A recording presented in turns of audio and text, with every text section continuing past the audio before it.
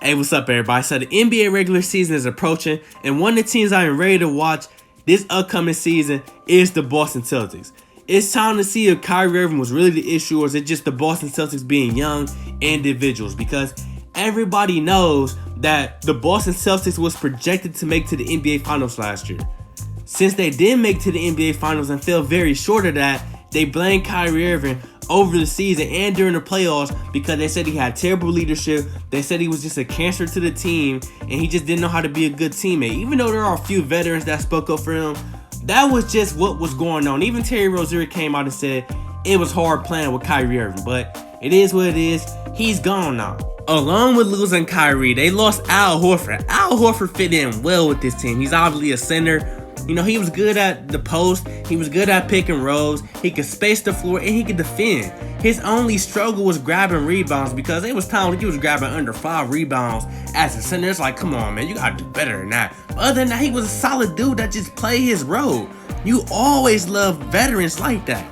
Along with that, they lost Terry Rozier, their backup point guard.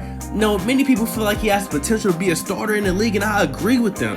And he actually will have the opportunity by default with the trash Charlotte Hornets. But they probably didn't want to pay him the money he was asking for, and he has an ego.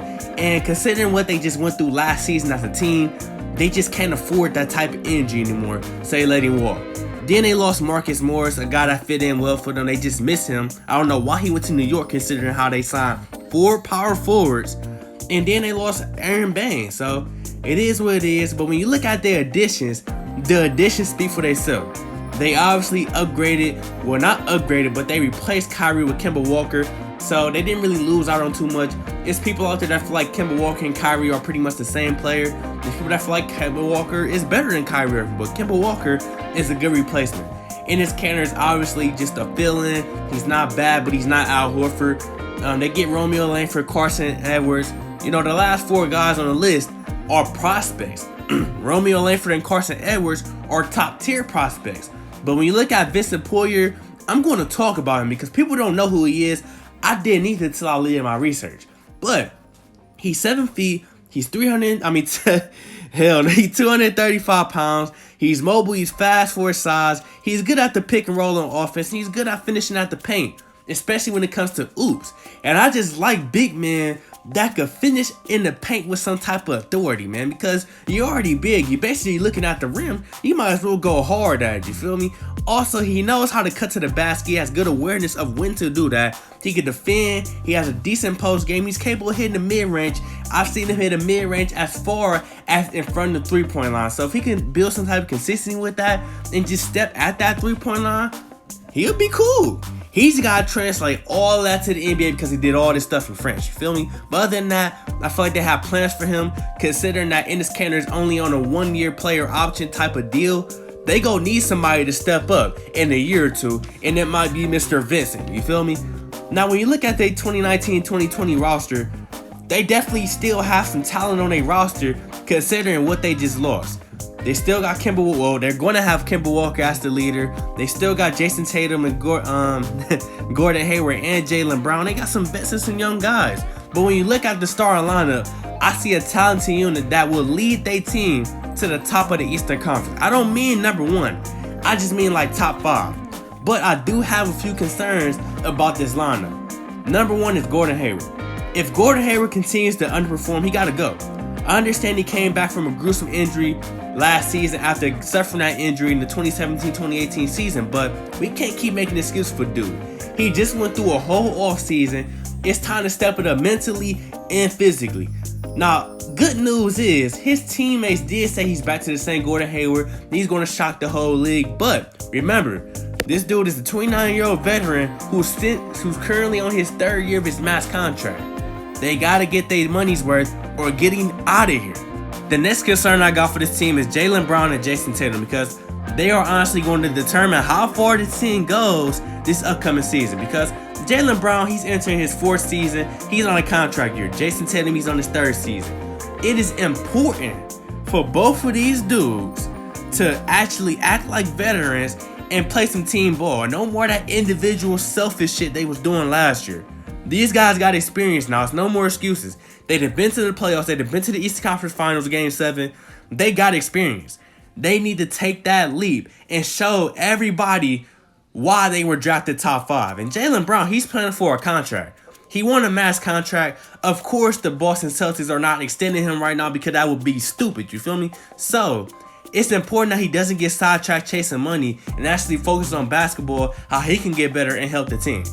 And the last concern I got for the starting lineup is Enes Kanter, because everybody knows he's not Al Horford, but he still offers some scoring. He still can space the floor at a decent level, and he can rebound.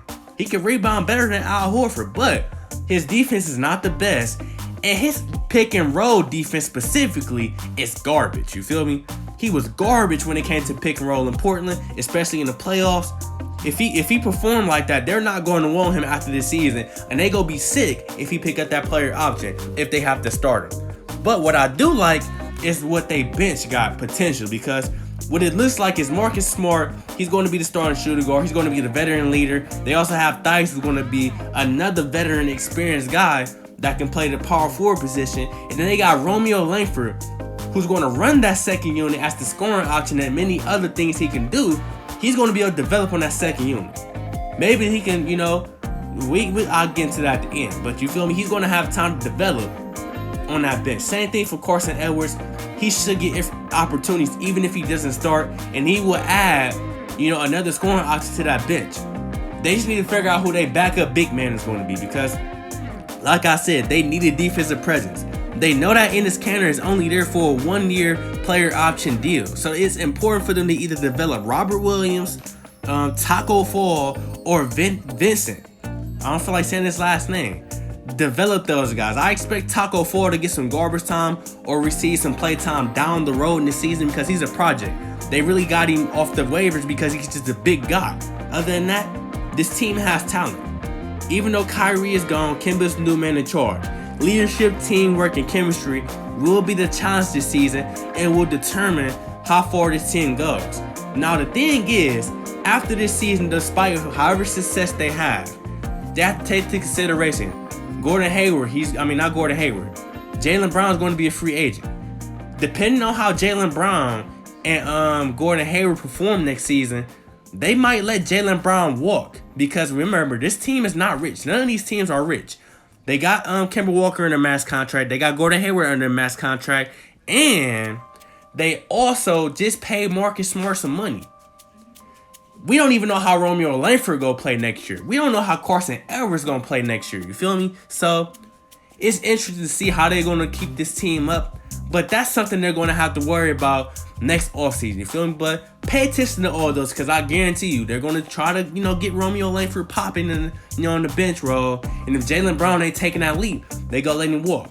They're gonna develop a center, so in case Enes Kanter walk, they can at least have a solid center in rotation and sign a starter if the backup dude ain't ready to start. But other than that, the team is good. They should make it. I say their ceiling is at least the Eastern Conference Finals again this year. Should have been the finals last year. We're gonna say the Eastern Conference Finals if everything is booming. So let me know what y'all think in the comment section.